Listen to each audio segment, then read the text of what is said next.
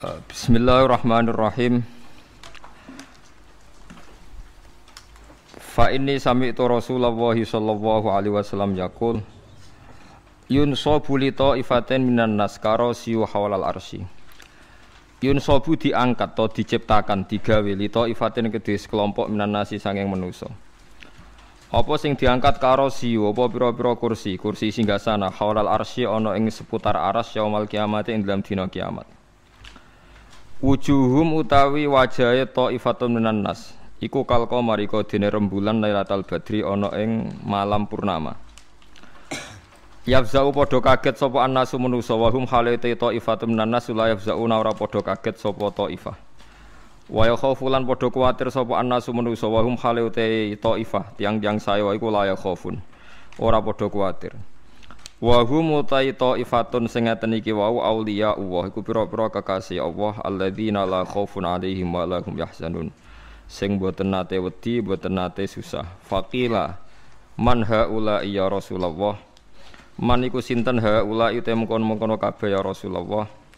Faqala mengko dawuh sapa nabi hum utawi haula iku almutahabuna iku wong sing saling seneng kabeh, saling seneng ning kancane utawa ning gurune ning keluargane fillahi ing dalam Allah taala. Wa rawahu lang riwayat hadis sapa Abu Hurairah radhiyallahu anhu wa qala fihi inna haulal arsy. Sak temene ana ing seputar aras mana biru te ana pira-pira mimbar podium niku min nurin saking nur. Alaiha kang kuwi ngatasé manabir kaum te kaum libasung kang te pakaiane kaum nurun iku cahaya wa ujum te wajahe kaum iku nurun iku cahaya.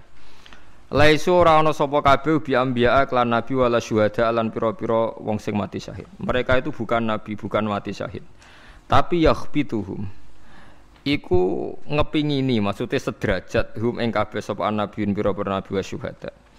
Artinya orang-orang itu ndak nabi tapi derajate jeng ben bareng nabi. Faqalu ya Rasulullah sifhum lana. Sif kula aturi nyifati panjenengan ing wong akeh lan kedhi kita. Faqala hum al mutahabuna fillah. Hum ta kabeh al mutahabuna sing saling seneng kabeh fillahi ing dalam Allah. Wong-wong sing seneng Allah banget, kekancan faktore seneng Allah, wal mutajalisuna lan sungking lungguh-lungguhan kabeh. Berteman duduk, berteman jagongan kabeh fillahi ing dalam Allah.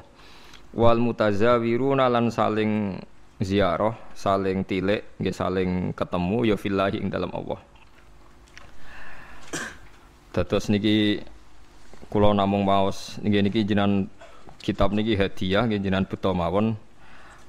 Mungkin seumur-umur maca nggih niki wonten ajaran nggih terus. Nggih ora kok terus sampai mati nggih mboten nggih mesti mati nggih kapan-kapan nggih mati nggih biasa. Tapi kula niku wingi-wingi jan kepikiran nggih kula kepikiran supados saya ngaji itu kan mulai 2004. Cuma sing ngaji teng mriki terbuka mulai 2005 pinten. Jelas niki tajdidun niat bahwa pertemanan kula jenengan niku kabeh napa fillah. Insyaallah nak pertemanan niki fillah jeng ben jenengan diberi satu mimbar yang semuanya serba nur. Itu nggih niku tiang-tiang sing kekancan krana napa Allah. Mbon ajenengan ngandel kula. Kekancan krana Allah iku mboten kudu sedekah teng kula, hormat kula mboten. Misale sing seneng sedekah nggih angsal. Sing mboten seneng nggih angsal nak pertimbangane Islam. Misale timbang dhuwit tak kena Gus Bak wis sugih tak kena bojoku wae sing melarat. Itu nggih Islami, paham nggih? Paham nggih? Niku nggih napa? Islami. Sementing aja krana medhit. Dhuwit tak kena Gus Bak iman, tak kena bojo iman, tak kena anak iman, tak kena mbah iman. Itu bodho nek pun keliru banget. Ini penting kalau aturaken kalau akhir-akhir ini sering nopo guys, sering ngipi, sering pancen susah. Kulo nganti sakniki susah kulo teng donya ku sitok nggih. Maksiat itu menciptakan ekonomi. Jadi kulo niku seneng ibadah teng donya namung haji. Mboten seneng haji, seneng sistem ibadah haji. Niki logikanya gini nggih. Misalnya ada doli sebelum ditutup.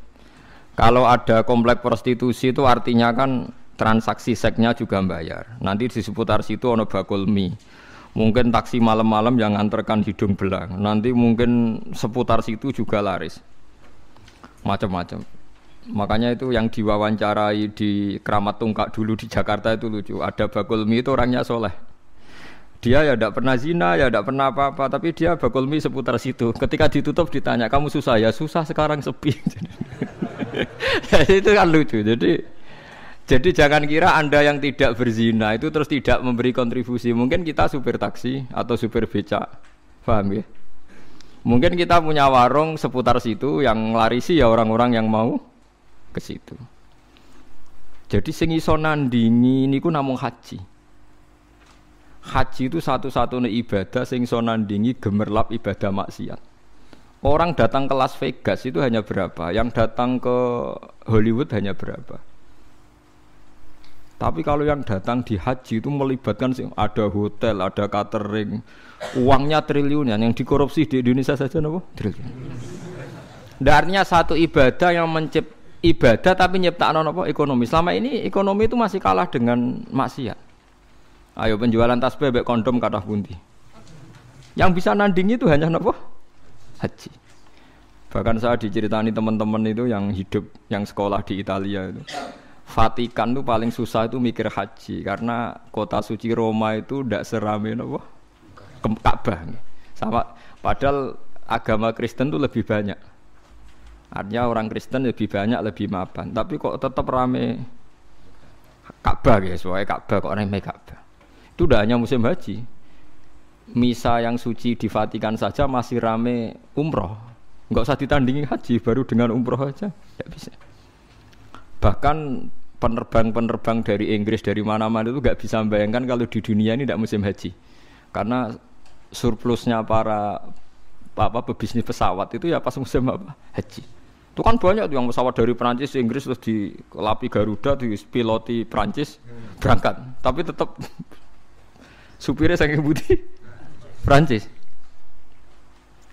Lalu sadaqallahul azim ketika Allah dawuh ja'alallahul ka'batal Baitul Haram qiyamal linnas. Allah mboten dawuh qiyamal lil mukminin tapi qiyamal linnas. Jadi Ka'bah itu akan diciptakan Allah sebagai qiyamal linnas, saka gurune manusa. Karena sekarang sistem perdagangan di dunia itu termasuk faktor hidup itu karena musim haji dan apa? Umrah. Lah itu kita harus syukur. Ada ibadah sing ngasilno apa? Duit. Karena banyak maksiat yang sudah menghasilkan apa?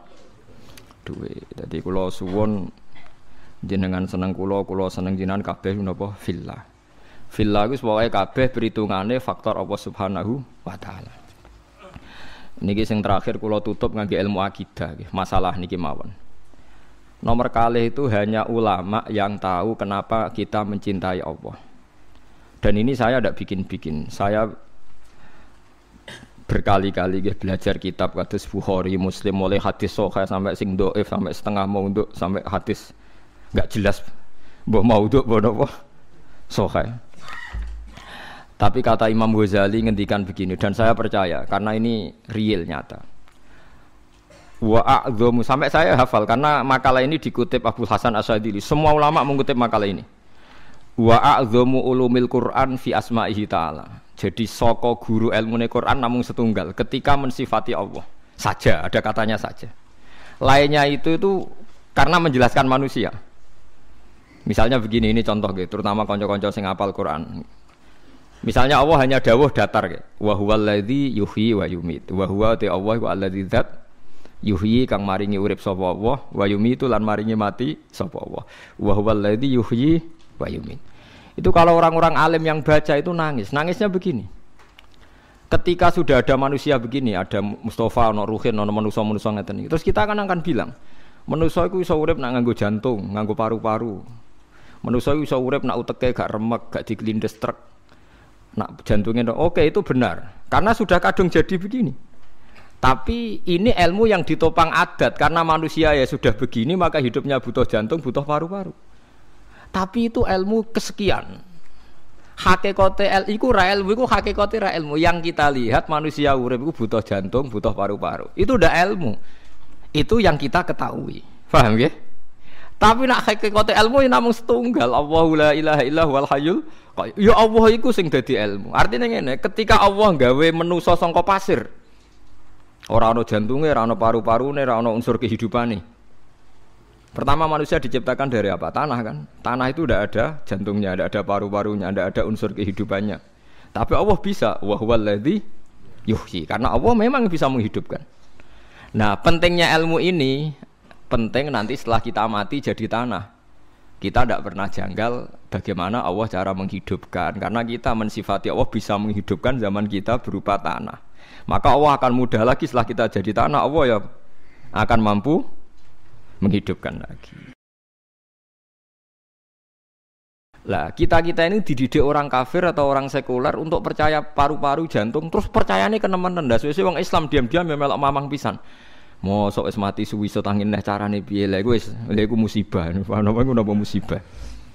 Lah saya itu berkenalan dengan jenengan hanya punya kepentingan itu supaya iman-iman yang faktor Allah itu hidup lagi. Ya iman-iman sing faktor Allah napa hidup lagi. Kita bilang kalau kita tidak makan mati itu yang kita ketahui, tapi itu udah ilmu. Kita nggak akan ngomong bisa hidup itu dengan paru-paru jantung itu yang kita ketahui, tapi itu tidak ilmu. Yang benar-benar ilmu kayak wa huwal ladzi yuhyi wa yumiit. Paham sih kalau maksudnya? Lah itu pentingnya kenal ulama. Lah kalau kamu begitu berarti benar-benar mencintai Allah karena Allah kamu zat yang super, yang luar biasa. Nah tapi nak nyifati Allah kaya wong awam, carane urip piye tanpa jantung? Padha karo kene nakoki pangeran. Ndak iso tenan Gusti jenengan kula urip tanpa napa? Pangeran ibu takoki ngono itu kan. Lah itu termasuk al-mutahabbina fillah, orang yang mencintai ulama karena ulama lah yang bisa memuji Tuhan. Lane tiyang Yahudi, tiyang Nasrani dikritik Allah wa ma qadaru wa haqqan qadri. Mereka tidak bisa menghormati Allah dengan sepenuh-penuhnya sifat Allah. Karena mereka sering mengukur kekuasaan Allah ambek yang mereka lihat. Nggih ambek yang mereka napa? Lihat. Mulane gejolkane Quran anggo jelek wong Yahudi. Orang Yahudi itu meyakini Isa itu anak zina karena Maryam tanpa bapak kok punya anak berarti anak nopo zina. Terus jare pangeran anggota wong Yahudi jarene cerdas pikir kok. Cara pangeran yo gampang. Inna masalah Isa inta wahi kama salih nopo Adam. Nak Isa iku mokal mergo tanpa bapak kudune wong Yahudi luwih ingkar anane Adam. Adam malah tanpa bapak tanpa ibu. Lah ya iku pentingnya ngaji. Ngaji ku sono pembanding. Dadi kowe nak dewa-dewa yang Anda ketahui, Anda akan jadi kafir. Meskipun enggak kafir yang tenang-tenangan, tapi kafir diam-diam. Perkara ini meragukan kekuasaannya apa? Allah. Jadi mulane kula niku kan delok wong nggih bingung. Aku nak ra umume wong jare ra pinter, nak kaya umume wong dadi setengah kafir. Ya memang repot jadi ulama, tapi harus berani ngomong. Nah, itu tadi makanya Imam Ghazali bilang Quran ilmu tertinggi itu ketika hanya nyifati Allah, kata wa huwal ladzi yuhyi wa yumiit. Allah bisa menghidupkan tanpa syarat. Wa yumiit ya tanpa syarat. Jadi ya begitu. Misalnya begini bedanya ya. Saya bisa hidup kan karena makan, karena minum. Tapi orang Islam disuruh yakin ada makhluk Allah di sana yang kita tidak tahu namanya malaikat. Itu hidupnya jutaan tahun tanpa makan, tanpa minum. Itu kalau ulama langsung tahu kita dengan malaikat tidak ada bedanya. Artinya kalau Allah bikin Jibril butuh makan ya bisa. Kita dijadikan kayak malaikat tanpa makan ya bisa. Karena ujung-ujungnya keputusan tertinggi malaikat rah butuh mangan ngono iku ya ora krana saktine malaikat tapi krana kersane Allah. Kita digawe lemah ngene iki ya ora krana kita lemah ya mergo kersane Allah. Itu disebut napa wa huwallazi yuhyi wa yumiit.